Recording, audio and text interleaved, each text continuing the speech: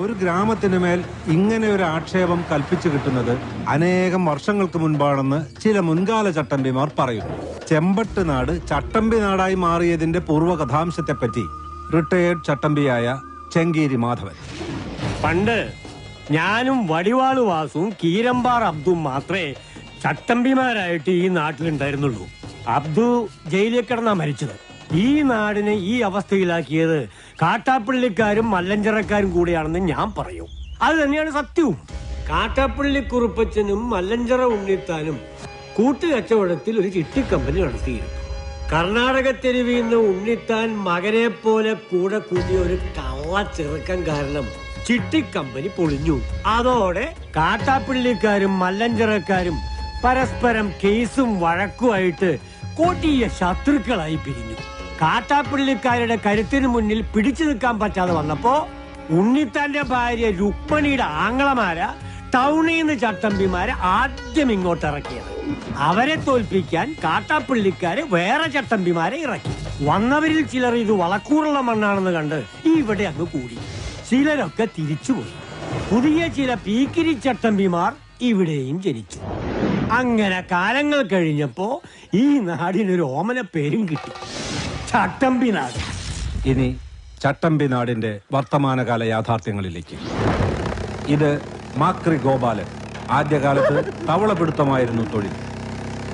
തവളപിടുത്തം നിരോധിച്ചതോടെ തൊഴിലില്ലാതെ താൻ ചട്ടമ്പിയായി മാറിയെന്നാണ് ഗോപാലന്റെ ന്യായം. എന്റെ പൊന്നു സാറേ, അല്പം ചട്ടമ്പി തരില്ലാതെ ഇവിടെ ജീവിക്കാൻ പറ്റത്തില്ല. ഗോപാലൻ തല്ലാറുണ്ട്, അതുപോലെ തിരിച്ചിഷ്ടം പോലെ കിട്ടാറുണ്ട്. നമ്മൾ മാത്രം മര്യാദക്കാരായി ജീവിച്ചാലേ തല്ലുകൊണ്ട് തൂറി മേഴുകത്തേ ഉള്ളൂ. സാറേ, മുഴുവൻ കഴിഞ്ഞിട്ടില്ല എന്റെ സംഭാഷണം. അത്രേ മതി. എടാ സ്റ്റുഡിയോ, അതെ എന്റെ സംഭാഷണം എടുത്തില്ലെങ്കിലല്ല നിന്റെ സ്റ്റുഡിയോ. പറഞ്ഞോളൂ. നമ്മ സിനിമയിലൊക്കെ സാറിനെ കണ്ടിട്ടുണ്ട്. നമ്മുടെ കാര്യം കൊണ്ടാ സാറൊക്കെ ജീവിച്ചു പോണത്. പിന്നെ ചട്ടമ്പിമാരുടെ വിഷമത്തെ കുറിച്ച് പറയുകയാണെങ്കിൽ ഞങ്ങൾക്ക് സർക്കാരിൽ നിന്നും യാതൊരു ധനസഹായം ഇതുവരെ ലഭിച്ചിട്ടില്ല. സർക്കാർ ഞങ്ങളോട് ചിറ്റമനയമാണ് കാണിക്കുന്നത്. പിന്നെ എന്റെ ആശാനെ കുറിച്ച് പറഞ്ഞില്ലെങ്കിൽ അതൊരു നന്ദികേടായി പോകും. വടിവാൾ വസുന്ന പേര് പണ്ടൊരു കള്ളച്ചക്കന്റെ വെട്ടുകൊണ്ട് അരക്ക് താഴേക്ക് തളർന്ന് കിടക്കുക. ട്രിപ്പിളും പോളിയൊക്കെ കൃത്യമായിട്ട് തട്ടും. അര തളർന്ന കേരളത്തിലെ ആദ്യത്തെ മനുഷ്യൻ. ആശാന്റെ ശിഷ്യന്മാർ വന്ന് കസേരയിൽ ഇരുത്തിയ ആശാനെ പുറത്തേക്ക് കൊണ്ടുപോകുന്നത്. അതുകൊണ്ട് നാട്ടുകാരിപ്പോ കസേരവാസു എന്നാ വിളിക്കുന്നേ. ചട്ടമ്പി വീണ ചട്ടിയില കഞ്ഞി, പിന്നെ തെണ്ടി കഞ്ഞി കുടിക്കണം. ഈ കാട്ടാപ്പിള്ളക്കാർക്ക് വേണ്ടി ജീവിതവും തൊലച്ച് ഈ കസേര കയറിയവനാ വാസു. എന്നിട്ട് തിരിഞ്ഞു നോക്കിയില്ല ഇവന്മാര്. ചുമ്മാതല്ല കുറുപ്പച്ചൻ വണ്ടിയും മറിഞ്ഞ് മൂക്കിലകത്ത് പഞ്ഞി വെച്ച് കിടന്നത്. ചെയ്തു കൂട്ടിയ മഹാപാപങ്ങളുടെ ഫലമാ ഇപ്പൊ മകനൊരുത്തലുണ്ടല്ലോ, വിഷപ്പാമ്പിന്റെ ജന്മം, കാട്ടാപ്പിള്ളി നാഗേന്ദ്രൻ. ചിട്ടിക്കമ്പിന് മുതലാളി. അച്ഛൻ ചത്തത് വണ്ടി മറിഞ്ഞിട്ടാണെങ്കിൽ ഈ നാഗേന്ദ്രൻ ഇടി വിട്ടുകൊണ്ടേ ചാകൂ. നോക്കിക്കോ. ഈ കാട്ടാപ്പള്ളി നാഗേന്ദ്രൻ ഞാൻ തന്നെ. ആ ചാകാൻ പോകുന്ന കിളവൻ എന്ത് വേണമെങ്കിലും പറഞ്ഞോട്ടെ, ഞാൻ അതൊന്നും കാര്യമാക്കുന്നില്ല. ഈ മല്ലഞ്ചരക്കാർക്ക് എന്ത് തകർച്ച വന്നാലും അതിന്റെ ക്രെഡിറ്റ് മുഴുവൻ നാട്ടുകാർ കൊണ്ടുപോയിടുന്നത് ഈ നാഗേന്ദ്രന്റെ അക്കൗണ്ടിലാണ്. പിന്നെ ഈ മല്ലഞ്ചരക്കാരുമായിട്ടുള്ള കേസും വഴക്കും അത് ഞങ്ങളുടെ കാരണവന്മാരായിട്ട് തുടങ്ങിയതാ. അതിന്റെ മത്സരവും വാശിയും ഒക്കെ ഞങ്ങൾ തമ്മിൽ ഉണ്ടായിട്ടുണ്ട്, അത് സത്യമാണ്. അല്ലാതെ ഈ ചന്ദ്രമോഹൻ ഉണ്ണിത്താനെ തകർക്കാൻ ഞാനൊന്നും ചെയ്തിട്ടില്ല. അയാളുടെ ബംഗ്ലാവും തോട്ടമൊക്കെ വിൽക്കുന്നതിന് ഞാൻ എന്തിനാ എതിരെ നിൽക്കുന്നത്? എല്ലാം എന്നെ കുറിച്ചുള്ള വെറും ആരോപണങ്ങളാന്നേ. എന്താടാ? മല്ലഞ്ചരക്കാരുടെ ബംഗ്ലാവ് പുറനാട്ടുകാരോ വന്ന് കണ്ടിട്ട് പോയി. എന്നിട്ട് നീയൊക്കെ കൊല്ലണമെന്ന് പറഞ്ഞിട്ടില്ല ഞാൻ.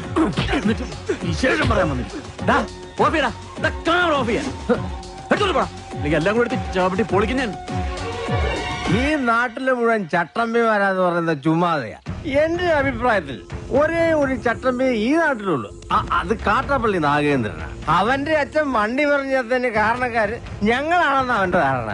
അതിന് വടക്കമലയെന്ന് ചട്ടമ്പിമാരെ ഇറക്കി എന്റെ രണ്ട് അമ്മാമാരെ വെട്ടി എന്റെ ബിസിനസ് തകർത്ത് എന്റെ മൂക്കറ്റം കടക്കാരനാക്കി. ഇപ്പൊ എന്റെ വീടും തോട്ടവും മേടിക്കാൻ വരുന്നവന്മാരെ അവൻ തല്ലി ഓടിക്കുക. പക്ഷേ ഈ ചന്ദ്രമോഹൻ ഉണ്ണിത്താൻ തോറ്റു കൊടുക്കില്ല. അതിനെനിക്കൊരു പോലീസിന്റെയും പട്ടാളത്തിന്റെയും സഹായം വേണ്ട. പോലീസ് ഇവിടെ നിഷ്ക്രിയമാണെന്ന് ഞാൻ പറയില്ല.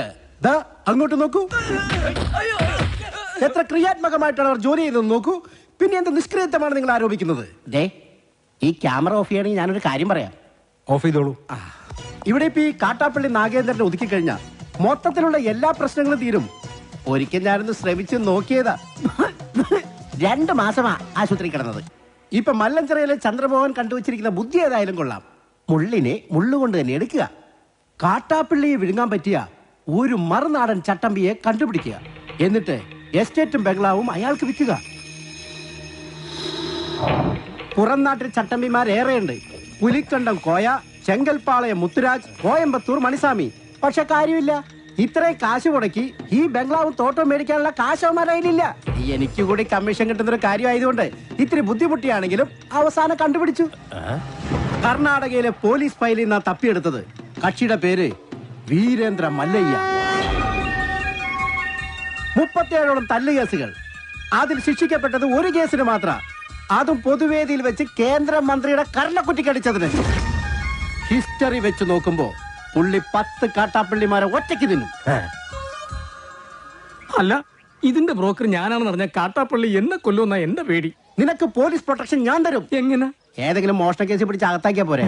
അയാളിത് വാങ്ങുന്ന എന്താ ഉറപ്പ്? ദേ, ഞങ്ങൾ ഇന്ന് തന്നെ പോവുക. മല്ലയ്യയുടെ അനുജനെ പോലെ കൂടെ നടക്കുന്ന ഒരാളുണ്ട്, മുരുകൻ. അവൻ പറഞ്ഞ മല്ലയ്യ ഒന്നും തട്ടിക്കളയത്തില്ല. ആദ്യം ഞങ്ങൾ ചെന്ന് മുരുകനെ പിടിക്കും. അയ്യോ, എന്നെ ആരെങ്കിലും രക്ഷിക്കണേ. എന്റെ അമ്മേ.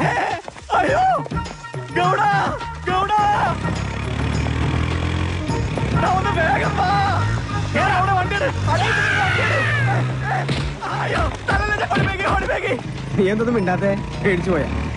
ഇനി എന്തിനാ പേടിക്കണേ? ഞാനില്ലേ കൂടെ. ഈശ്വര, ഇവനത് എവിടെ പോയി? അവന്റെ മുട്ടടി, അവനെ തൊട്ടുവരുത്.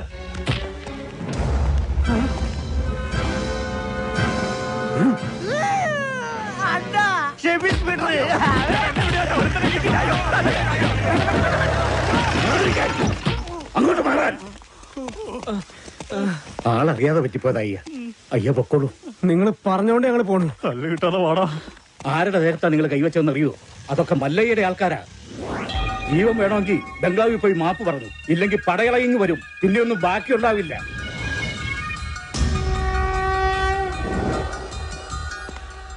ഇവൻ എന്ത് പറ്റിയെന്നാ നിന്നോട് ഒന്ന് പറഞ്ഞത്? ബൈക്കിൽ നിന്ന് വീണെന്ന്. ബൈക്കിൽ നിന്ന് വീണു. ഇവനെ തല്ലിയ ആളുകൾ മാപ്പി വയ്ക്കാമെന്ന് നിപ്പുണ്ട്. തല്ലിയപ്പോഴാണല്ലോ ബൈക്കിൽ നിന്ന് വീണത്. ഉണ്ടത് മലയ എവിടെ? അപ്പുറത്തെ മുറിയിലുണ്ട്, ആവി കൊള്ളുക.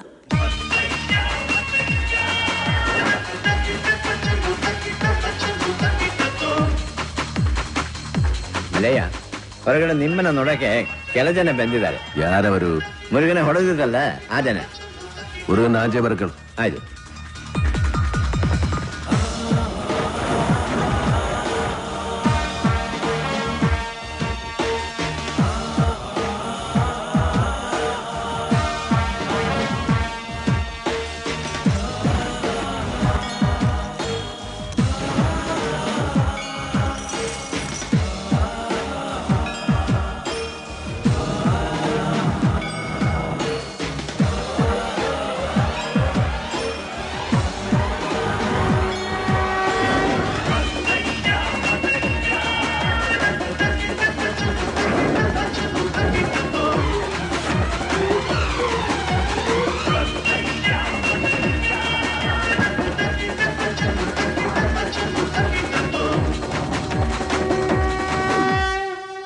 ഇത് വേറെ ആൾക്കാരാ, ഇവരല്ല എന്നെ തല്ലിയത്. ഞങ്ങൾ തന്നെ തല്ലിയത്. മാപ്പാകണം, ഇനി ചെയ്യില്ല.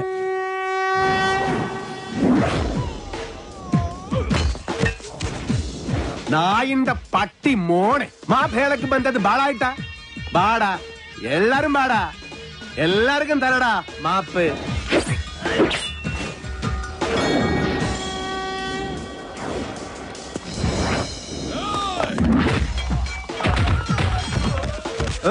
ಬೇಡ, ಇದು ನಾನು ನೋಡ್ಕೋತೀನಿ.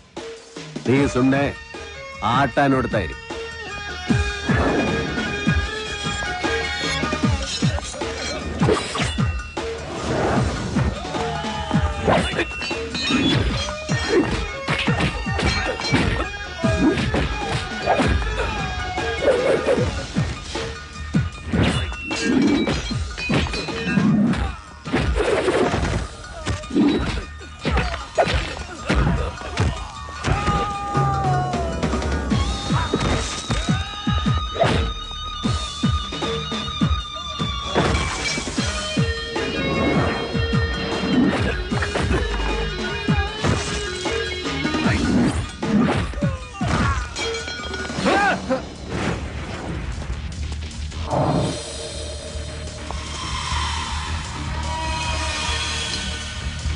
യാരാടാ നിങ്ങള്?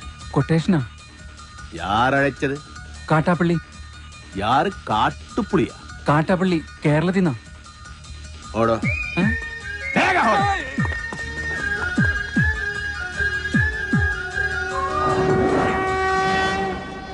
നീ അപ്പൊ കേരള ಹೋಗಿದ್ದೆ? കേരളത്തിലാ? ഞാൻ പോയിട്ടില്ല. യാർ ഈ കാട്ടുപുളി? ഈ സംഭവം എനിക്ക് യാതൊരു ബന്ധമില്ല. അല്ല, ആരാ ഈ കാട്ടാപ്പള്ളി?